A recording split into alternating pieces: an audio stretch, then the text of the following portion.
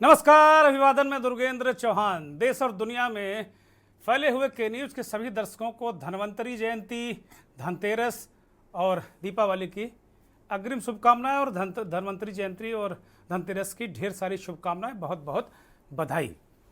कुल मिलाकर एक आम इंसान के जीवन में खुशियां आए, उसका जीवन बदले, यही लक्ष्य जो लोग नीति निर्धारक हैं, सरकारें चलाते हैं, सिस्टम चलाते हैं, उनका होता है और सिद्धांतता ऐसा ही कहा जाता है। त्योहार खुशियों के लिए होते हैं, उल्लास के लिए होते हैं, और त्योहारों में जब महंगाई की मार हो जाए तो स्वाद कसैला हो जाता है, स्वाद बिगड़ जाता है। मैं सोशल मीडिया प्लेटफॉर्म फेसबुक पर उत्तर प्रदेश के बहुत ही वरिष्ठ पत्रकार नवेद सिको का एक पोस्ट देख रहा था। नवेद सिको हमारे साथ चर्चा में आज जुड़ेंगे।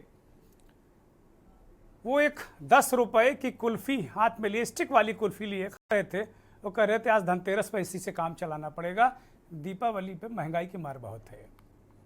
दीपावली रोशनी का एक ऐसा पर्व है जिसके लिए बच्चे से लेकर बड़े तक इंतजार करते हैं और काफ़ी उत्साहित भी होते हैं।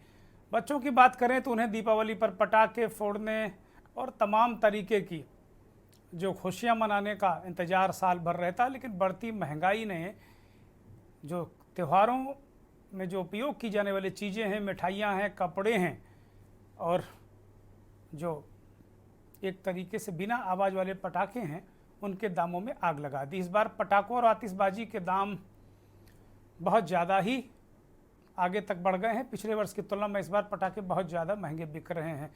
सोने चांदी से लेकर मिठाइयाँ, मूर्तियाँ, मोमबत्तियाँ, ये सब महंगी हैं। धनतेरस के दिन लोग कोशिश करते हैं कि चाहे चांदी का एक छल्ला ही खरीदें, धातु का छल्ला खरीदें, लेकिन बर्तन से लेकर सोना चांदी तक आसमान छू रहे हैं। सोना रिकॉर्ड पार कर गया है, रिकॉर्ड कीमतें हैं। पिछले साल सोना 60 और 62 के आसपास था। इस बार बहुत 10 ग्राम की कीमत बहुत काफ़ी हद तक आगे बढ़ गई है।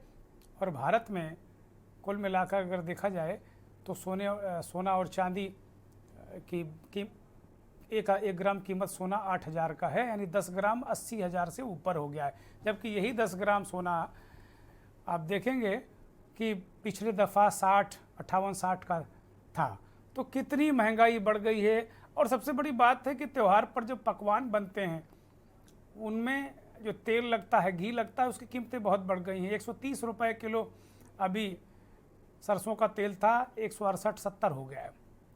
इसी तरीके से देसी घी के दाम बहुत आगे बढ़ गए हैं। मूर्तियाँ, मोमबत्तियाँ, सब पर महंगाई की मार है। और कुल मिलाकर अगर देखा जाए तो लोग अब त्योहारों की केवल एक तरीके से परंपरा का निर्वहन कर रहे हैं। बाकी महंगाई ने लोगों का उल्लास कम कर दिया है। और एक आंकड़ा हम देख रहे थे कि पिछली जो अगस्त में खुदरा महंगाई दर थी वो 3.57 थी, लेकिन अभी जो ताज़ा रिपोर्ट खुदरा महंगाई की आई वो 5.67 है। तो यानी बहुत ज़्यादा, अगस्त में ये आंकड़े करेक्ट कर लेते हैं, 3.65 थी। और अब जो सितंबर में महंगाई दर की जो रेट है वो काफ़ी बढ़ गया है और वो 5.49 हो गया है। एक महीने के अंदर 2% से के करीब महंगाई दर बढ़ गई है खुदरा। तो आप समझ सकते हैं कि महंगाई की मार कितनी है। महंगाई जो है वो एक तरीके से मुद्दा भी रहा है, वो चुनावी मुद्दा बनता है, लोगों के बीच मुद्दा बनता है, लेकिन मुझे लगता है कि इस पर वोट नहीं पड़ता। इसीलिए सरकारें डरती नहीं, राजनीतिक दल डरते नहीं। कोई चीज़ें महंगी हों, सस्ती हों, कोई फ़र्क पड़ता नहीं है। पेट्रोल डीजल के दाम तो आपको पता ही हैं। बहुत सारी जो महंगी चीज़ें हैं वो आपको स्क्रीन पर दिख रही हैं, किस तरीके से कितना कौन महंगा हो गया, कितनी कीमतें किस में बढ़ी। ये स्थिति और परिस्थिति महंगाई की है। कांग्रेस पार्टी लगातार नरेंद्र मोदी को महंगाई मैन के रूप में प्रस्तुत कर रही है। हर थोड़े दिन में उनका मीडिया क्रिएटिव जारी करते हैं और नरेंद्र मोदी को महंगाई मैन वो कहते हैं। और अभी जब खुदरा महंगाई दर बढ़ी तो कांग्रेस पार्टी के नेताओं ने इस पर हमला किया। तो आज हम मंथन में, चूँकि त्यौहार है और धनतेरस का आज त्यौहार है, धन्वंतरी जयंती भी है। तो धनतेरस के त्यौहार पर आज हम इसी बात को लेकर चर्चा करेंगे, त्योहारों पर महंगाई की मार।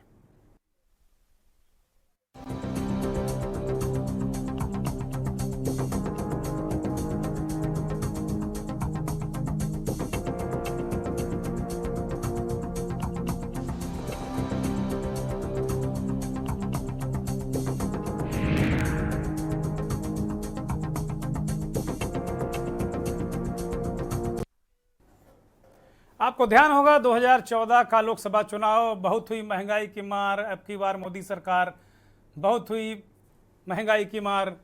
इस बार जब 19 में आया तो भाजपा सरकार हुई, फिर मोदी सरकार हुई, लेकिन अभी नारे दिखते नहीं हैं क्योंकि 10 साल हो गए हैं। और अब कांग्रेस पार्टी लगातार हमले कर रही कि भाई नरेंद्र मोदी की सरकार 10 साल से ऊपर चला चुके हैं, वो महंगाई की क्या दशा हुई, क्यों महंगाई इतनी बड़ी है। और त्यौहार पर महंगाई थोड़ा और कसकती है। हर गरीब अमीर कोशिश करता है कि त्यौहार अच्छे तरीके से मनाएं। तो महंगाई मुद्दा क्यों नहीं बनता, और मुद्दा है तो इसकी तरफ कोई गौर क्यों नहीं करता, या फिर ये कहकर टाल दिया जाए कि पूरी दुनिया में महंगाई बेरोजगारी है, तो क्या इससे काम चलेगा क्या। इसी पर आज हम मंथन करने वाले हैं। मदन मोहन शुक्ला, कांग्रेस के बहुत ही वरिष्ठ नेता, हमारे साथ जुड़े हैं। बहुत स्वागत मदन मोहन जी, बहुत बहुत धन्यवाद। कुंवर जपेंद्र सिंह, भारतीय जनता पार्टी के प्रवक्ता हैं उत्तराखंड के, और हमारे साथ जुड़े हैं। बहुत स्वागत आपका। श्रेष्ठ गोधवानी, अर्थशास्त्री के रूप में हमारे साथ इस कार्यक्रम में जुड़े हैं। श्रेष्ठ गोधवानी, आपका भी बहुत स्वागत, बहुत धन्यवाद। जिनकी अभी हम चर्चा कर रहे थे, नवेद सिको साहब, बहुत ही वरिष्ठ पत्रकार विश्लेषक हैं। नवेद सिको साहब का एक पोस्ट अभी हमने देखा था फेसबुक पर कि वो एक कुल्फ़ी खा रहे हैं, बहुत काफ़ी लंबी चौड़ी है, और वो 10 रुपये की उन्होंने खरीदी थी। वो कह रहे हैं कि दिवाली पर इसी से काम चलना पड़ेगा। थोड़ा बहुत मैं प्रेरित हुआ इस कार्यक्रम को आज लेने के लिए। वो निश्चित तौर पर नवेद सिको साहब की वो कुल्फ़ी थी, उसने भी मुझे प्रेरणा दी। बहुत धन्यवाद। और महेंद्र सिंह, इस देश के जाने माने वरिष्ठ पत्रकार विश्लेषक, हमारे साथ दिल्ली से जुड़े हुए हैं। बहुत धन्यवाद। बहुत बहुत शुभकामनाएं सभी मेहमानों को धनतेरस और धन्वंतरी जयंती की, और छोटी दीपावली और दीपावली की अग्रिम बधाइयाँ, बहुत शुभकामनाएं। आप सबका जीवन बेहतरीन हो। प्रभु अल्लाह, जीसस, नानक देव जी महाराज आप सबका कल्याण करें, ऐसी मेरी प्रार्थना है, ऐसी मेरी शुभकामना है। चूँकि मसला अर्थ का है, अर्थशास्त्री से सीधे इस चर्चा की शुरुआत करते हैं। श्रेष्ठ गोधवानी, आपके पास आ रहा हूँ सीधे। खुदरा महंगाई दर जो अगस्त में थी, वो सितंबर में 2% बढ़ गई, और फिर अक्टूबर में त्यौहार है। अब मुझे लगता है कि जो आंकड़े हैं वो वास्तव में सारा कुछ त्यौहार के दौरान सब काफ़ी उथल पुथल हो गया। आप ये कह सकते हैं, बहुत सारे लोग कह सकते हैं कि हाँ, त्यौहार में हर बार महंगाई की मार होती है, लेकिन त्यौहार वैसे ही लोग मनाते हैं, त्यौहार में ऐसा होता है, चीज़ें महंगी हो जाती, बहुत सारे तर्क वितर्क हो सकते हैं। लेकिन महंगाई के मुद्दे पर 2024 में नरेंद्र मोदी ने एक बड़ा कैंपेन लॉन्च किया था, और आपको नारा याद होगा, बहुत हुई महंगाई की मार, अब की बार मोदी सरकार। और ऐसा लग रहा था कि भाई कांग्रेस पार्टी से खराब राजनीतिक दल तो हमको आज तक दुनिया में पैदा ही नहीं हुआ, उसने तो बिल्कुल देश को चौपट कर दिया है। अब उसकी तुलना में आज हम कहाँ खड़े हैं, तो फिर हम दाएं बाएं करते हैं कि साहब ये वैश्विक महंगाई है, ये स्टेट की महंगाई है, ये फला की महंगाई, ढिका की महंगाई। महंगाई तो महंगाई है। तो कुल मिलाकर आम आदमी का जीवन, श्रेष्ठ गोधवानी, इससे प्रभावित हुआ है। वजह क्या मानते हैं आप?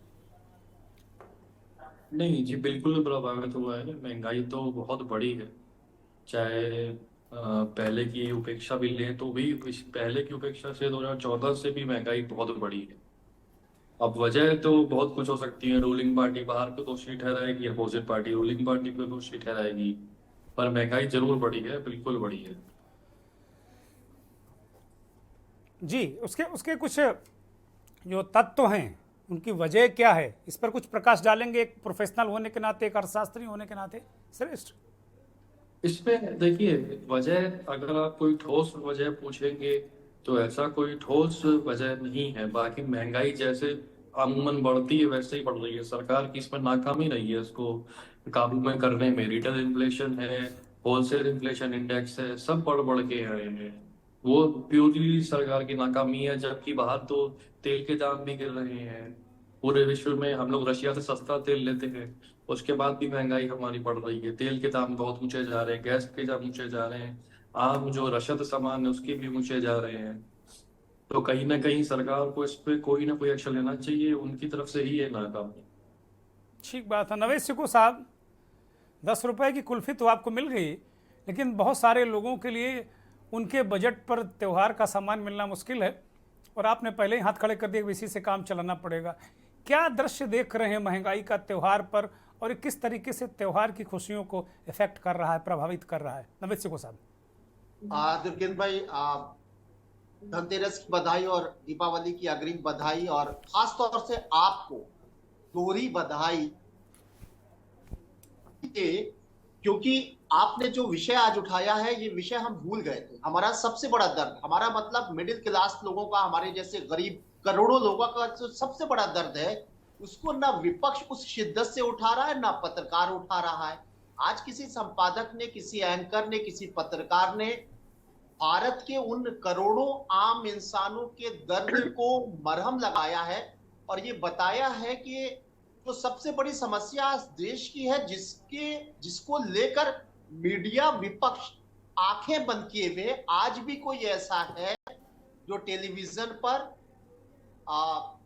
पीक आवर्स में ऐसे विषय पर चर्चा कर रहा है। एक राहत की बात यह है, और मैं आपको धन्यवाद देना चाहूंगा, क्योंकि मैं रोज 4 अखबार पढ़ता हूं, और मैंने आज भी अखबार पढ़ा, और मैं बहुत दिनों से गौर कर रहा हूं कि महंगाई पर और बढ़ती हुई कीमतों पर अखबार में एक कोना को जगह नहीं दी जा रही है। मैं कम से कम 4-5 चैनल्स में रोज डिबेट करता हूं, और कभी भी ये विषय ही नहीं होता है, जबकि ये सबसे बड़ा दर्द है। आप ये समझने की कोशिश करिए कि आने वाले समय में इस समस्या से हम जूझते रहेंगे, और ये महंगाई हमें डायन की तरह डसती रहेगी, हमें मार देगी, हमें आम जिंदगी जीने के रास्ते रोक लेगी। क्योंकि उसमें दो जो सशक्त इस देश के खंभे हैं, लोकतंत्र के खंभे, वो इस विषय पर उठाते ही नहीं है, इस विषय पर बात ही नहीं करते हैं। जब बात होती है, संवाद होते हैं, सवाल उठते हैं, तो कोई सॉल्यूशन निकलने का रास्ता होता है। हम आप पत्रकारिता से लंबे समय से जुड़े हैं, और हम लोग हमेशा महंगाई पर खबरें लिखते रहे। मैं ये बात जरूर कहूंगा कि हर दौर में महंगाई रही है, हर दौर में महंगाई से आम इंसानों को, गरीबों को तकलीफें रही हैं, लेकिन ये सच है, और इस सच को भारतीय जनता पार्टी के लोग भी जो इस वक्त हुकूमत में हैं, वो इस बात को स्वीकार करेंगे कि महंगाई तो कांग्रेस में भी रही है, हर हुकूमत में रही है।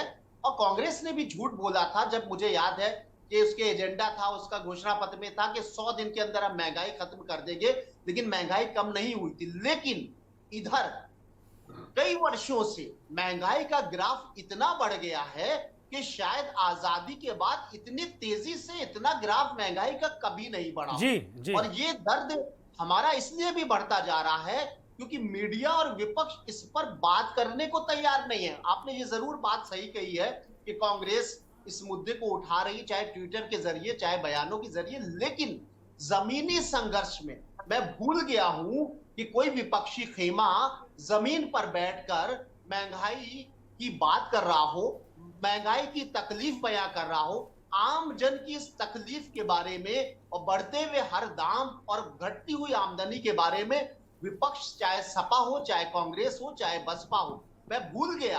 मुझे याद है 10 साल पहले, 15 साल पहले, 20 साल पहले, 22 साल पहले, जब हमारे पास कोई खबर नहीं होती थी तो हमारे पास एक अच्छी खबर होती थी।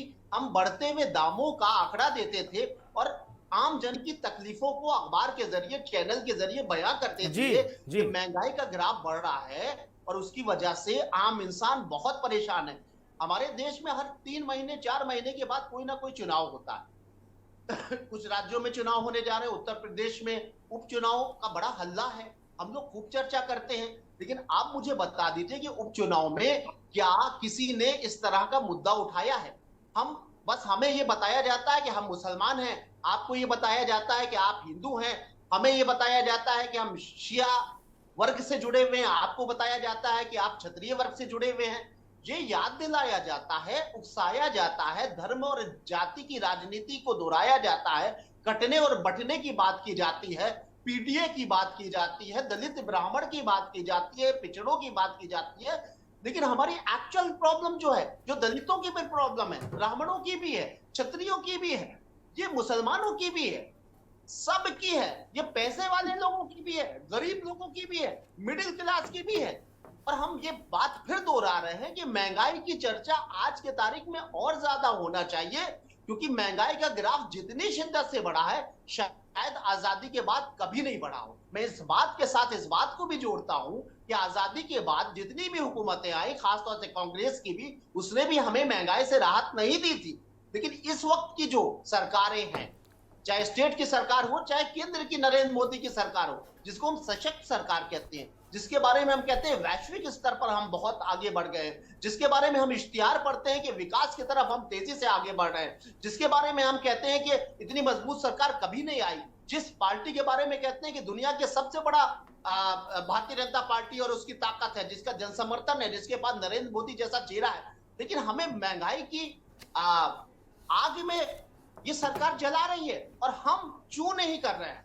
हम कहते हैं हम आवाज, तो इसमें हमारी कमी है, पत्रकारों की कमी है जी, वोटर्स की कमी है। वोटर ये देखता है कि हम पीटीए को वोट दें या हिंदुत्व को वोट दें, वो महंगाई की बात ही नहीं करता। वो ही बता दीजिए कि कोई ये मुद्दा उभर ही नहीं पा रहा है, ये हमारा दर्द है, लेकिन हम इस दर्द को महसूस भी करते हैं, लेकिन वोट हम महंगाई को लेकर नहीं देते हैं। या विपक्षी खेमा बात करता है पीडीए के, दलितों का उत्थान करेंगे, पिछड़ों का करेंगे, कोई कहता है ब्राह्मणों को करेंगे, कोई कहता है हिंदुत्व का करेंगे, लेकिन महंगाई की स्थिति यह है कि कोई भी सब्जी 70-80 रुपए किलो से कम ही नहीं है। आप मुझे बताइए, आमदनी बढ़ नहीं रही है, हम सब्जी भी नहीं खा पा रहे हैं, हम मामूली तेल जो हमारी रसोई में इस्तेमाल होता है वो 3 गुना बढ़ गया है। हमें महंगाई से पहले राहत कहते देने थे वाली नवीन सिको, पहले कहते थे कि दाल रोटी खा लेंगे, अब तो दाल भी इतनी महंगी है कि अब खा ही नहीं सकते। बधाई बधाई, धन्यवाद इस देश की तरफ से उन नागरिकों की वजह से जो महंगाई की मार खा रहे हैं, कि कम से कम कोई व्यक्ति, कोई पत्रकार, कोई संपादक इस विषय को लेकर आया है। निश्चित तौर पर नवेश सिको का दर्द है, हम सबका दर्द है, हम सब पत्रकारों को भी इस पर उठाना चाहिए। वास्तव में जो नवेद भाई कह रहे हैं कि वास्तव में गलती तो हमारी है, हम इसको भूल गए हैं, हम भी उसी धारा में बह जाते हैं जिसमें बाकी लोग बह रहे हैं। मैं कुंवर जपेंद्र की तरफ रुख करूंगा। कुंवर जपेंद्र, एक नागरिक होने के नाते जरा सोचिए और जरा उस तरह बताइए दर्शकों को कि महंगाई बढ़ी है, घटी है, क्या वजह लगती है आपको?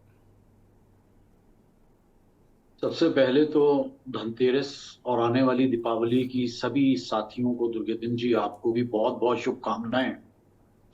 अब हम ये आजादी के बाद से शुरू करें या आप ऊपर से 2024 से नीचे की तरफ आए, ये आप लोग तय कर लीजिए। नहीं, मुझे लगता है कि अभी वर्तमान स्थिति पर पहले बात कर लें, फिर नेहरू जी पे जाएंगे हम, फिर उसके बाद आएंगे मोदी जी तक। वो हमें पता ही है कि नेहरू जी से शुरू होगा, तो अभी पहले वर्तमान स्थिति की बात कर लें। आप हमारा इशारा बखूबी समझ गए, इसलिए हमने पहले पूछ लिया कि बताइए किधर से शुरू करा जाए। नहीं, वो तो नवेश सिको ने कह दिया कि आज़ादी कांग्रेस ने, आज़ादी के बाद कांग्रेस की सरकारें ने, उन्होंने मजहरी से कोई बहुत ज़्यादा राहत नहीं दी, लेकिन जो अति अब है वैसी अति उनकी सरकार में भी नहीं रही कभी। सब हम यहाँ बुद्धिजीवी बैठे हैं और इस देश की राजनीतिक, सामाजिक और आर्थिक व्यवस्था को बहुत बखूबी समझते भी हैं और उससे दो चार होते हुए भी रहे हैं। आज देश के अंदर, ठीक है, कौन सा वर्ष ऐसा गया कि जब दिवाली के समय पे महंगाई की बात नहीं हुई? हमेशा होती है और निश्चित तौर पर ये लगता भी है कि त्योहार के समय में थोड़ा सा चीजों के दाम बढ़ जाते हैं, थोड़ी सी मार्केट में महंगाई नजर आती है, क्योंकि डिमांड एंड सप्लाई का एक जो मेथड पूरे विश्व में चलता है वो हमारे भारत में भी चलता है। और अगर हम वैश्विक स्तर पर देखें तो महंगाई हमारे पश्चिमी देशों में भी बढ़ी है और हमारे एशियन पैसिफिक में भी बढ़ी है, लेकिन महंगाई के साथ साथ आमदन भी तो बढ़ी है। आज जो मजदूर अपनी मजदूरी 600 या 700 रुपए ले रहा है, वो आज से 10 साल पहले 300 रुपए लेता था। जो रिक्शे वाला एक जगह से दूसरी जगह छोड़ने के आज आपसे 100 रुपए लेता है, वो 30 रुपए लेता था। हम आम जनमानस की बात कर रहे हैं, बहुत देश के उन सामान्य नागरिकों की बात, क्योंकि वो भी सब भारतीय हैं। अरे मुद्रा का अवमूल्यन भी बता दीजिएगा, मुद्रा का अवमूल्यन भी बता दीजिएगा कि तब मुद्रा क्या स्थिति थी, अब कितना अवमूल्यन हो गया, वो भी बताइएगा। वो भी दर्शक जानना चाहते हैं। इतना गहन विषय आया है तो निश्चित तौर पे मुद्रा हम सब अवमूल्यन लोग भी हुआ है भाई, खुल के नोट की चर्चा वैल्यू करनी घटी है, पड़ेगी। जो 30 रुपए बराबर 100 रुपए हो गया है। आप देखो ना। जोगेंद्र जी, आप हमें 5 मिनट बोलने दीजिए, उसके बाद आप अगर कहेंगे तो फांसी चढ़ जाओ तो हम फांसी चढ़ जाएंगे। नहीं और नहीं, बताएं। फांसी चढ़ाना नहीं भाई, त्योहार पे ऐसा कोई काम नहीं, ना आपको करना ना हमको करना जी, है। हम तो देखिए। एक चर्चा करने आए हैं, उस पर आप सार्थक करेंगे, आपको लोग देख रहे हैं, फर्स्ट- निरर्थक करेंगे तो देख रहे हैं आप। बोलिए। फर्स्ट पे कमीशन से लेके सरकारी कर्मचारी हमारा 6th पे कमीशन को क्रॉस करके 7th पे कमीशन पे आ गया। प्राइवेट सेक्टर में 10 वर्ष, हम 10 वर्षों की ही बात करते हैं, 14 वर्षों की बात करते हैं, क्योंकि निशाना भारतीय जनता पार्टी है। 2014 में भारतीय जनता पार्टी की सरकार आई, तब महंगाई क्या थी, आज महंगाई क्या है, तब आमदनी प्रति व्यक्ति क्या थी, आज प्रति व्यक्ति क्या है, हम उसी पे चर्चाओं को आगे लेके चलते हैं। आज से 10 वर्ष पहले प्राइवेट सेक्टर में जो व्यक्ति 20,000 रुपए लेता था, आज वो 40,000, 45,000, 50,000 रुपए ले रहा है।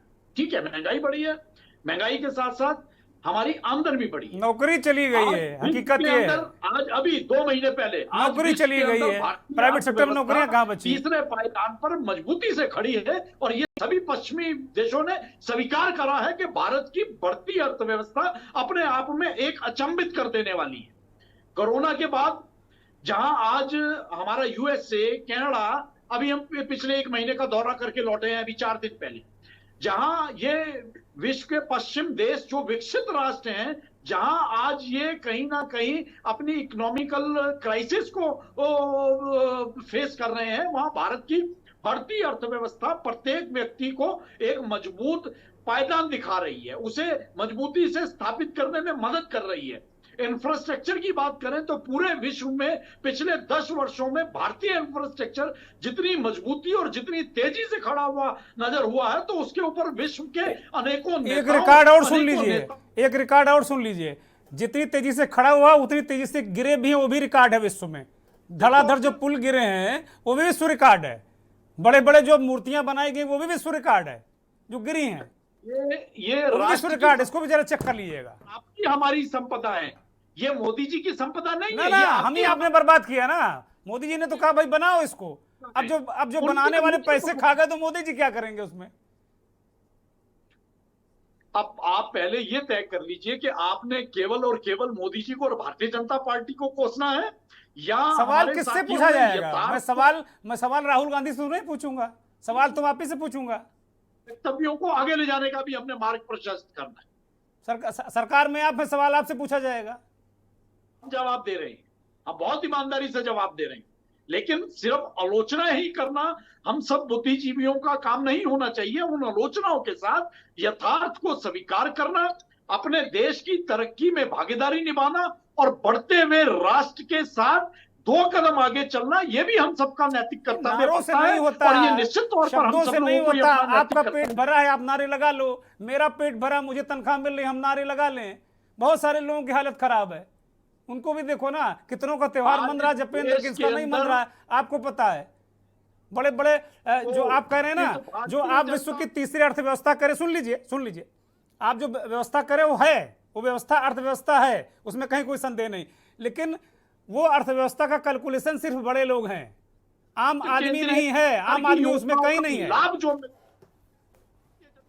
सरकार में शुरू हुआ है, आज तक वो कागजों में दम तोड़ देती थी योजनाएं, लेकिन आज वो योजनाएं धरातल पर उतर रही हैं, और प्रत्येक निर्बल वर्ग का, प्रत्येक संप्रदाय का, प्रत्येक मजहब का, प्रत्येक जाति का व्यक्ति जो निर्बल वर्ग से संबंधित है, उन योजनाओं का लाभ ले रहा है। मैं रोक रहा हूं आपको, मैं रोक रहा हूं, मुझे एक ब्रेक पर जाना है, मैं एक ब्रेक ले रहा हूं, और ब्रेक के बाद कांग्रेस के नेता मदन मोहन हमारे साथ हैं, वरिष्ठ पत्रकार महेंद्र सिंह हैं, जो भारतीय जनता पार्टी के नेता हैं। वो कह रहे हैं कि बहुत काम हुआ, हम सबको आलोचना नहीं समालोचना करना चाहिए। मैं सहमत हूँ, समालोचना करनी चाहिए, लेकिन अगर कोई व्यक्ति 10 साल से सरकार चला रहा है और वो व्यक्ति इस नारे पर सरकार में आया है कि बहुत हुई महंगाई की मार, अब की बार मोदी सरकार, वो पार्टी अगर इस नारा लगा के सरकार में आई है तो तुलना तो होगी भाई।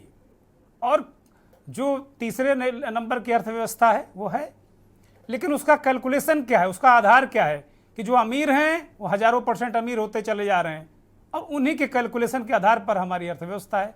आम आदमी का कितना उत्थान हुआ, ये चर्चा का विषय है। चर्चा कर रहे हैं त्योहारों पर महंगाई की मार। भारतीय जनता पार्टी के नेता की ये दलील है कि त्योहारों पर हर बार महंगाई होती है, ऐसा कभी नहीं रहा कि अखबारों चैनलों में इसकी चर्चा नहीं हुई हो। मैंने इस कार्यक्रम को शुरू करने से पहले ये कह दिया था कि हर बार त्यौहार पर महंगाई की चर्चा होती है। वो कह रहे हैं इसकी कोई बड़ी वजह नहीं है, लेकिन जो मैं देख पा रहा हूँ कि आम दिनों में जो महंगाई है, आदमी बहुत ज़रूरत भर का ही सामान खरीदता है तो उतना शोर नहीं मचाता, उतना उसको महसूस नहीं होता। लेकिन जब त्यौहार मनाना होता है तो बच्चे के कपड़े भी लेने हैं, मिठाइयाँ भी लेनी हैं, बहन के यहाँ भी मिठाई लेकर जानी है, गांव भी कुछ सामान और कपड़े और लैया खिलौना मूर्तियाँ ले जानी हैं। तो एक साथ जब किसी के ऊपर महंगाई का बोझ पड़ता है ज़्यादा तो उसके ज़्यादा महसूस होता है। मूल वजह मेरी नज़र में ये है। सीधे रुख करेंगे, हमारे साथ मेहमान जुड़े हुए हैं कांग्रेस के वरिष्ठ नेता मदन मोहन जी का। मदन मोहन जी, भारतीय जनता पार्टी के नेता इस बात को कह रहे हैं और कृपा करके इस चर्चा को भारतीय जनता पार्टी और आपके बीच आरोप प्रत्यारोप के बजाय जरा जो ग्राउंड लेवल परिस्थिति उस पर प्रकाश डालेंगे तो मुझे अच्छा लगेगा। ये कह रहे हैं कि भाई आप बताइए, नेहरू जी से शुरू करूं कि मोदी जी से शुरू करूं? तो जाहिर सी बात है आप लोगों की भी खामियां रही होंगी, तभी इनको मौका मिला है, जनता ने दिया है। लेकिन ये कह रहे हैं कि भाई नरेंद्र मोदी को ही क्यों आलोचना आप लोग करते हैं? वो कहते हैं कि सरकार नरेंद्र मोदी चलाएं और सवाल राहुल गांधी से पूछो। मदन मोहन नमस्कार। नमस्कार। सबसे पहले आवाज आ रही? जी बोलिए कृपया। सबसे पहले सबको धनतेरस की हार्दिक बधाई। और आपने एक अच्छे विषय पर चर्चा शुरू की, इसके लिए आपको बहुत बहुत धन्यवाद जी। आज जो महंगाई की बारे में चर्चा हो रही है, हमारे कई साथियों ने इस पर अपने विचार रखे, लेकिन भारतीय जनता पार्टी के नेताओं को महंगाई नहीं दिखाई पड़ती, क्योंकि वो ऐसा मोदी की अंधभक्ति में, मोदी भक्ति में इतना लीन है वो कि उनको कोई कमी दिखाई नहीं पड़ती। ना उनको महंगाई दर दिखाई पड़ती है, ना सोने और चांदी की बढ़ती हुई कीमतें दिखाई पड़ती हैं, ना सब्जियों की कीमत दिखाई पड़ती है जो आकाश छू रही है, जो आम आदमी की रेंज से बाहर है, ना घी तेल की कीमत दिखाई पड़ रही है, ना ये दिखाई पड़ रहा कि अगर 20 वैश्विक स्तर पर क्रूड की कीमत गिरी है तो यहाँ पर पेट्रोल और डीजल की कीमत में कोई अंतर नहीं आता, बढ़ती जाती है। जहाँ चुनाव होता है वहां गैस की कीमत कम करने के ऐलान हो जाता है, उसके बाद जहां जहां सरकारें उनकी वहां याद नहीं आता केंद्र संबंधित मामला गैस की कीमत से कम करने का।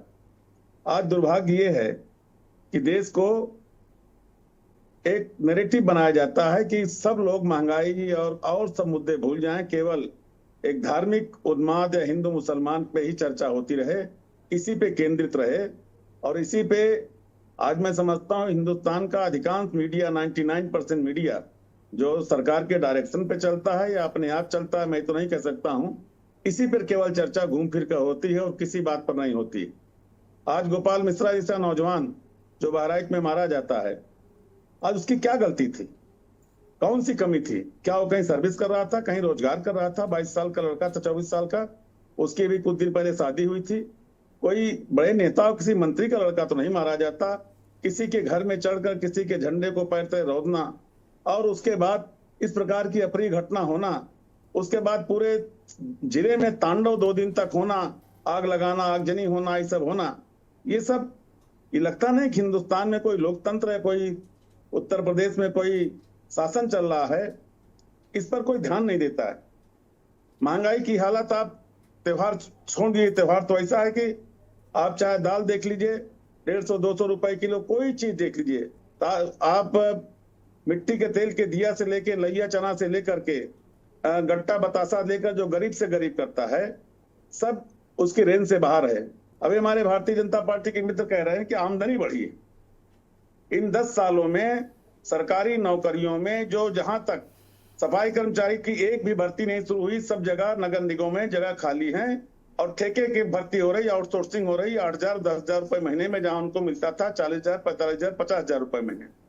आप रेलवे स्टेशन चले जाइए, सफाई हो रही है, अगर वहां देखिए तो सरकारी कर्मचारियों को कोई नियुक्त नहीं है, रेलवे के विभाग की नहीं है, एक ठेके पर नियुक्त हो रही है जो 8,000 10,000 रुपए महीने पे। और वो गरीब आदमी कैसे बच्चों को पढ़ाएगा और कैसे त्योहार मनाएगा, ये बात सोचने की बात है। आज आप किसी क्षेत्र में चले जाइए, और हमारे मित्र कह रहे रिक्शे वाले का रेट बढ़ गया। जो रिक्शा पहले 5,000 का मिलता था 20,000 का मिलता है। और रिक्शा जो रिक्शा पुलर है उससे अगर कहीं पूछिए तो जमीन में चैन हवाई जहाज चलते भी देश विदेश से लौट के आए हैं। जो रिक्शा पुलर उसको सवारी नहीं मिलती, क्योंकि ई रिक्शा मिल गया। जहां उसको 20 रुपए मिलता था वो 5 रुपए में ई रिक्शा वाला पहुंचा रहा है 10 सवारी बैठाल करके, और उसको हो रहा है कि हमको सवारी नहीं मिल रही 20,000 रुपए का रिक्शा लेकर के। मजदूरी की जहां तक बात है, आज गांव से मजदूर आज भी बिहार से पंजाब जाते हैं मजदूरी करने के लिए, कह रहे हैं मजदूरी दुगनी हो गई। अरे मजदूरी दुगनी हो गई तो कीमत भी 4 गुनी 6 गुनी हो गई है। 10 साल में सोने की कीमत 5 गुनी बढ़ी है, चांदी की कीमत 5 गुनी 4 गुनी बढ़ी हुई है। आज सब्जियों की कीमत आज देख लीजिए, आलू 40 रुपए किलो है, प्याज 80 रुपए किलो है, टमाटर 80 रुपए 100 रुपए किलो है। किसी चीज में देख लीजिए कोई 100 रुपए से कम में कीमत नहीं। अब जो किलो के भाव होते हैं सब पाव के भाव हो गए। लहसुन 400 रुपए किलो है। आज जो रेट है, हमारे मित्र को भारतीय जनता पार्टी को केवल मोदी का चमकता हुआ चेहरा दिखाई पड़ता है, वो नहीं दिखाई पड़ता। बड़ा विकास के नाम पर उन्होंने शिवाजी महाराज की मूर्ति बनवाई थी, करोड़ों रुपए खर्च करके हवा में गिर गई। आज पुल हवा में गिरते चले जा रहे हैं। आज सड़कों की यह हालत है कि दिखाई नहीं पड़ रही है। आज संसद से लेकर के राम मंदिर तक की छत टपक रही है। ये विकास है ना? उनको विकास दर दिखाई पड़ रही है कि महंगाई की दर कितनी बढ़ी हुई। आज 2 महीने में भी आप ही ने बताया कि महंगाई की दर लगभग 2 गुने बढ़ गई। लेकिन इससे हमारे भारतीय जनता पार्टी को, मित्र को नहीं दिल लेना देना है। मेरा तो ये कहना है कि राजनीतिक दलों को, चाहे सत्ताधारी दल हो चाहे विपक्ष के दल हो, हम सब लोगों को मिलकर के एक जो सही मुद्दा हो, जनता को मुद्दा हो, उसको सरकार के आंख खोलने का काम करना चाहिए। और अगर सरकार के आंख नहीं खोलोगे तो ऐसी सरकार रुकेगी नहीं, टिकेगी नहीं, बहुत दिन तक नहीं टिकेगी, क्योंकि जनता के बल पर ही सरकारें बनती हैं। ठीक है, और उनको ज्यादा दिन तक बेवकूफ नहीं बनाया जा सकता। ठीक है मदन मोहन जी, मैं लौटता हूँ। मदन मोहन जी मैं लौटता हूँ मदन मोहन जी। इतनी कई और जिसकी लागत होती है 10 रुपए, उसमें प्रिंट होता है 120 रुपए। ये किसके इशारे पर होता है? उनसे इलेक्ट्रोल बांड लिया जाता है उसमें। ये बड़ा मुद्दा है, इस पर अलग से भी चर्चा की जा सकती है। बड़ा मुद्दा है, एमआरपी का बड़ा मुद्दा है। और एमआरपी हो चाहे दवाएं हो चाहे तमाम खुदरा वस्तुओं का मसला हो, इस पर कोई चर्चा ना चैनलों अखबारों में कहीं होती नहीं है। जपेंद्र कुछ कहना चाह रहे हैं, वो उनको 20 सेकंड का समय है, उसके बाद में महेंद्र सिंह के पास जाऊंगा मैं। जपेंद्र बोलिए। हमने शुरुआत में ही कहा कि महंगाई एक वैश्विक मुद्दा है और पूरे विश्व में इसका निश्चित तौर पर असर दिखाई देता है। लेकिन हमारे कांग्रेस के मित्र जिस तरह से महंगाई को एक राजनीतिक हथियार के रूप में स्थापित करने की दिशा में प्रयास कर रहे हैं, तो क्या इस विकासशील भारत से विकसित होते भारत में ये उचित है? अगर लोगों की आमदन बढ़ रही है, साधन बढ़ रहे हैं, देश के अंदर इंफ्रास्ट्रक्चर बढ़ रहा है, देश के अंदर उम्मीदें बढ़ रही हैं, तो ये हमारे कांग्रेस के साथियों को दिखाई नहीं देता। शायद ये चीजें उन्हें खल रही हैं। महेंद्र सिंह, मदन मोहन जी 5 सेकंड का जवाब दीजिए। मदन मोहन जी 5 सेकंड, मदन मोहन जी 5 सेकंड, फिर मैं महेंद्र सिंह के पास जाऊं। बोलिए मदन मोहन जी। मदन मोहन जी जवाब दे लीजिए। आपको खल रही चीजें, आपको बर्दाश्त नहीं हो रहा कि मोदी जी इतना अच्छा काम कर रहे हैं। अब हम कह रहे हैं कि अच्छा काम बताइए ना। आज अगर वैश्विक स्तर पर कूट की कीमत गिरी हुई है तो हिंदुस्तान में क्यों नहीं गिरी? आज खाद की कीमत क्यों इतनी बढ़ रही है? किसानों को जो उपयोग में होता है खाद की कीमत बढ़ा रहे हैं और उसमें बोरी में वजन कम कर रहे हैं। जो 50 किलो बोरी होती है उसको 45 किलो कर दिया। अरे वो पैसा सड़कों में लग रहा है मदन मोहन जी, आप लोग नहीं लगाते थे, ये लोग सड़कों में लगा रहे हैं। पेट्रोल वाला पैसा, खाद वाला पैसा सड़क में लग रहा है। महेंद्र सिंह, मैं आपके पास आ रहा हूँ सीधे। ये बताइए, ये महंगाई है भी कि ये जो मंदड़िए तेजड़ियों का खेल है, बड़े बड़े लोगों का खेल है? क्योंकि तमाम किसानों से बात होती तो अभी भी उनको उनकी उपज का वो मूल्य नहीं मिलता जो बाजार भाव में टमाटर बिक रहा है, गोभी बिक रहा है, प्याज बिक रहा है। ये है खेल क्या? और क्या ये आरोप प्रत्यारोप में ही निपट जाता है महंगाई? आगे भी इसी तरह निपटता रहेगा? ये मुद्दा ही नहीं है कोई? दुर्गेश जी, खेल तो कहीं भी हो सकता है खेल, लेकिन खेल को ना घूमने देना अभी तो सरकार की ही जिम्मेदारी है जी। आखिर सरकार क्यों उस खेल को रोक नहीं पा रही है? ये निश्चित तौर पे थोड़ा बहुत खेल ये होता है मार्केट में, बहुत सारी चीजें हैं इसमें, लेकिन वो आखिर सरकार की नजरों में, और हर साल आंकड़े आते हैं तो हर साल ये सीजन के हिसाब से सारी चीजें होती है। तो फिर सरकार को जब सारी चीजें पता होने के बावजूद अगर सरकार कुछ कार्रवाई नहीं करती और उस समस्या का समाधान नहीं कर पाती है, तो ये सरकार का फेलियर माना जाना चाहिए। अब बात करते हैं आंकड़ों की। अभी तो अक्टूबर के आंकड़े नहीं आए, अक्टूबर को तो लोग अभी मार्केट में हम आप पत्रकार जब जाते हैं तो पता चलता है क्या है। लेकिन सरकार के जो सांख्यिकी मंत्रालय के जो आंकड़े हैं वो सितंबर के हैं, और अगस्त और सितंबर का अगर उन्होंने जो एक तुलना की है तो उसमें अगर आप सब्जियों के दाम देखें तो अगस्त में वो 11.25% के आसपास महंगाई थी। वही सब्जियां सितंबर में आती हैं तो 36% हो जाती है जी जी। तो ये आंकड़े ये फेस्टिवल उस वक्त नहीं था सितंबर में। तो ये इस तरीके के आंकड़े भी ऐसे तमाम चीजों की खाद्य महंगाई दर जो है 9.5% के आसपास सितंबर में हो जाती है, अगस्त में वही 5.5% के आसपास रहती है। तो अक्टूबर के आंकड़े तो अभी आएंगे और ज्यादा महंगाई हमें आपको देखने को मिलेगी। अब इसमें सवाल यह है कि एक और अभी इस डिबेट में एक मुद्दा उठ रहा था कि आखिर महंगाई बढ़ रही है तो आमदनी भी बढ़ी है। सही बात है, आमदनी बढ़ी है। 2014 में 80,000 रुपए प्रति व्यक्ति आमदनी हुआ करती थी। अभी 2024 में वो 1,70,000 हो गई है। अब इसका जरा वैश्विक परिदृश्य में इसकी तुलना कर ली जाए तो 80,000 के उस वक्त जो डॉलर मिलते थे वो डॉलर करीब 1600 आते थे, और अब जो 1,70,000 रुपए आप लेके जाएंगे तो वो डॉलर मिलते हैं 2,000। यानी कि आमदनी तो 2 गुने से ज्यादा बढ़ गई है, लेकिन वैश्विक स्तर पर आप देखेंगे डॉलर के मुकाबले तो 25% बढ़ी है। यानी कि हमारी जो मुद्रा है, अगर वित्त मंत्री के उसमें कहा जाए जिस तरीके से वो बताती हैं कि डॉलर महंगा हो गया, रुपया गिरा नहीं है, तो डॉलर महंगा हो गया हमारा करीब 33% के आसपास। तो आप ये सोचिए, जो डॉलर उस वक्त 63 रुपए में होता था अभी वो 84 रुपए में। तो अगर आप पूरी तरीके से देखेंगे तो आपको ये लगेगा कि बिल्कुल सरकार जो है आंकड़ों के एक तरफ के आंकड़े को उठा लेती है कि साहब आमदनी हमारी जो है बढ़ रही है लोगों की। कहाँ चाहेंगे आ रहे हैं मैं आपकी उंगली हमें दिख रही है, आपकी उंगली दिख रही है, उनको बोलने दीजिए, मैं पूरा मौका दूंगा आपको जी। कर रहा हूं अगस्त की महंगाई दर से सितंबर की महंगाई दर, और ये डॉलर के आंकड़े हैं। तो सरकार के आंकड़े हैं कि 2014 में 63 रुपए 34 पैसे $1 में INR का था। अभी 2024 में आज की डेट में गूगल सर्च कर लीजिए 84 रुपए 7 पैसे है। तो ये डिफरेंस देख लीजिए, और तब के आंकड़े, आए वाले आंकड़े देख लीजिए और अभी के आंकड़े देख लीजिए। आए वाले ये सब मंत्रालय के आंकड़े, ये मेरे कोई आंकड़े नहीं है। तो जो काउंटर करना हो सरकार के आंकड़े देख करके आप स्टडी करके काउंटर कर लीजिएगा।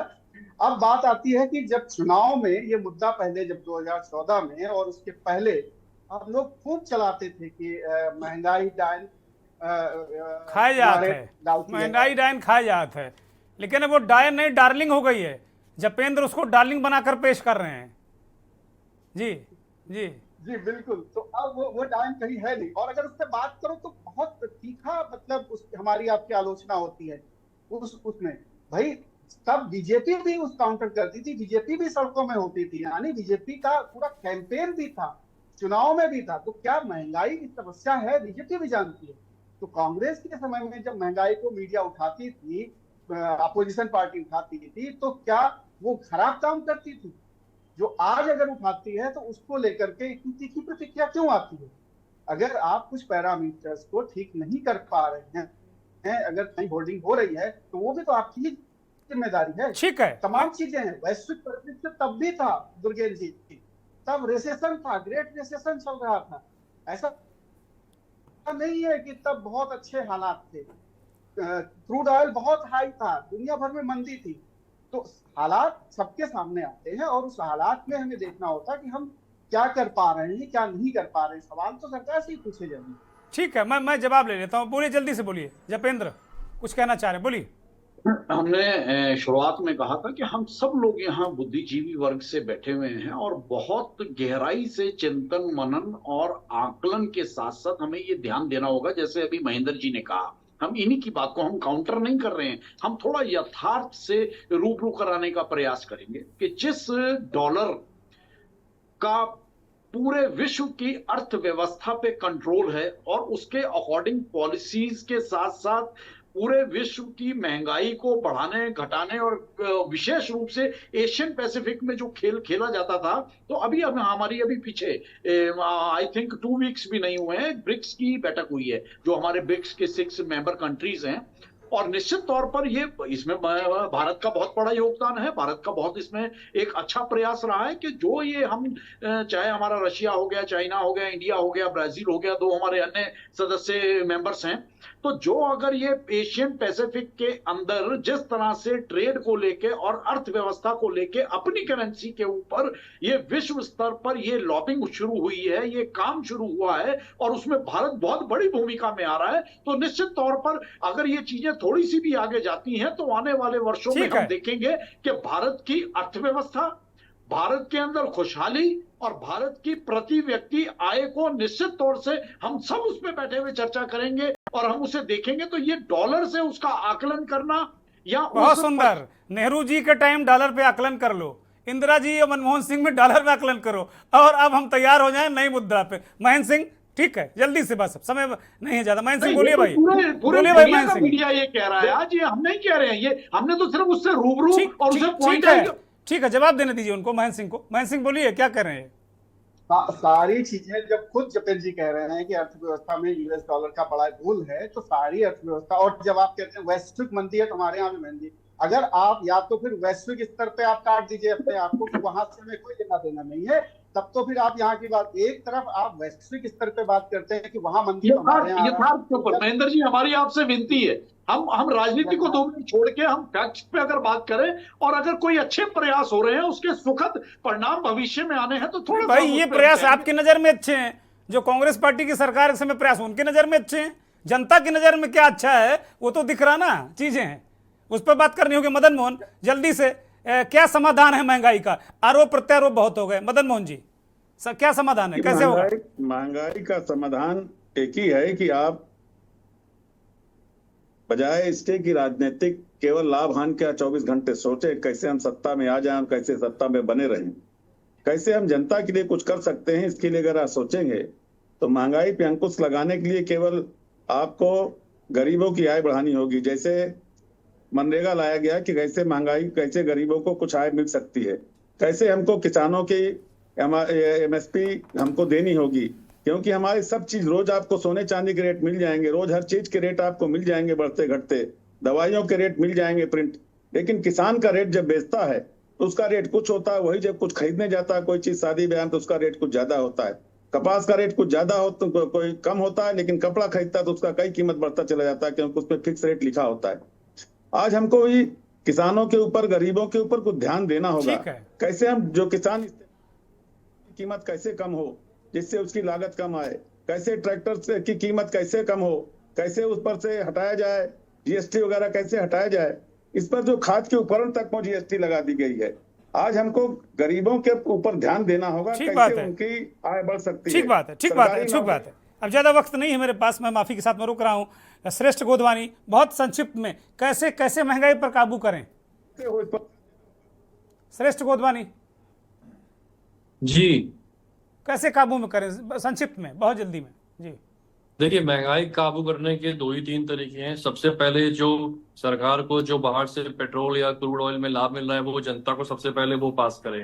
उसके बाद जो रोजमर्रा की चीजें हैं उसमें सरकार आर्थिक सहयोग दे, सब्सिडी दे, लोगों को जो रोज रोज की चीजें हैं उनसे छुटकारा दिलाए। पहले ये सब चीजें जो डिस्कशन चल रहा है वो कंज्यूमर डिस्क्रिशनरी है, वो महंगी चीजें हैं वो तो बात की है, पहले जो रोजमर्रा की बेसिक चीजें वो तो सस्ती करे सरकार।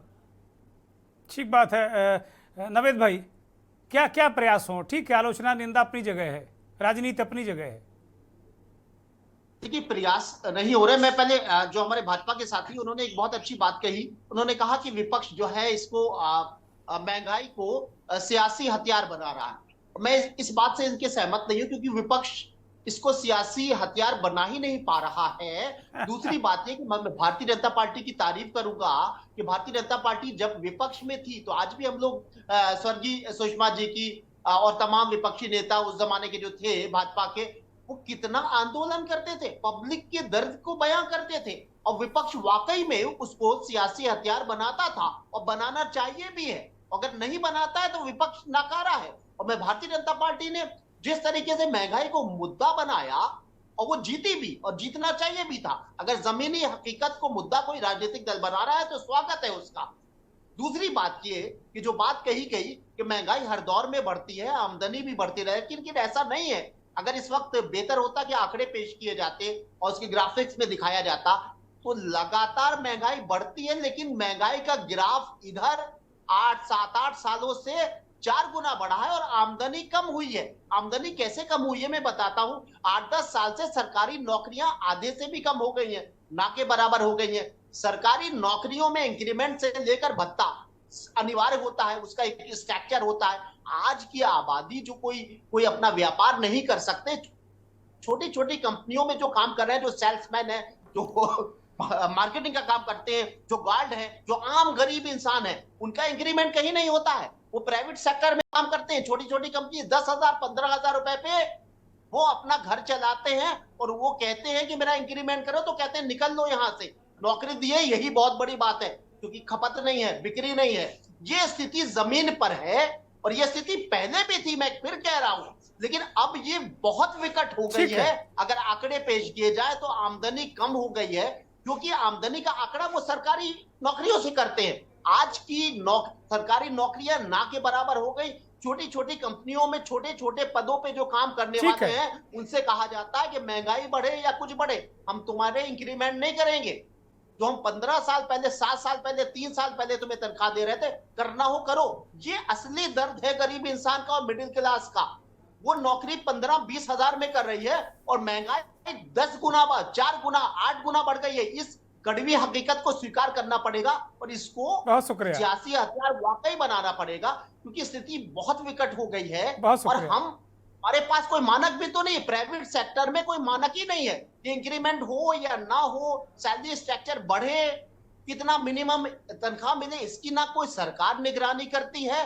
और ये सिर्फ कम आमदनी पर ज्यादा महंगाई में आज जनता बहुत, मैं जो आपने समाधान की बात की, सरकार को इस विषय में अपनी आर्थिक पॉलिसी को बेहतर करना होगा, हकीकत को समझना होगा। पहली चीज तो ये कि जब हकीकत को समझेंगे नहीं, मैं नरेंद्र मोदी सरकार की तारीफ करता हूं इस मामले में कि सरकार को पता है कि आज भुखमरी का शिकार हो जाए देश, आधी से ज्यादा आबादी को गेहूं दिया जा रहा है, राशन दिया जा रहा है, सरकार जानती है, स्वीकार नहीं करता है प्रवक्ता, स्वीकार नहीं करता है भारतीय जनता पार्टी का आदमी। लेकिन महंगाई पे भी कुछ योजना शुरू कराओ भाई कुंवर जपेंद्र, महंगाई पर नवेद साहब को योजना शुरू कराओ।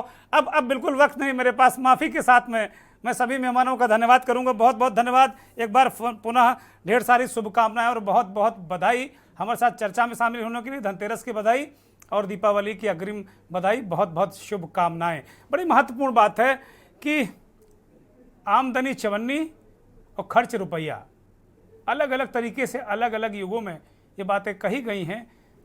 ये बात सही है कि सरकारी नौकरियां बहुत घटी हैं और पैनलिस्ट ने ये तो ज़्यादा कह दिया कि 10-15 हज़ार की, 10-15 हज़ार की नौकरी ढूंढना लोहे के चने चबाना है। 7,000, 8,000, 9,000, 4,000 इस तरह की नौकरियां मिलती हैं प्राइवेट सेक्टर में। स्थिति बहुत ख़राब है, सरकार को ध्यान देना चाहिए। और जो सबसे बड़ी बात ज़्यादातर पैनलिस्ट ने कही, नवेद सिकोर ने साफ तौर पर ये कहा कि विपक्ष को इसे सियासी हथियार बनाना चाहिए। बहुत बहुत धन्यवाद, नमस्कार।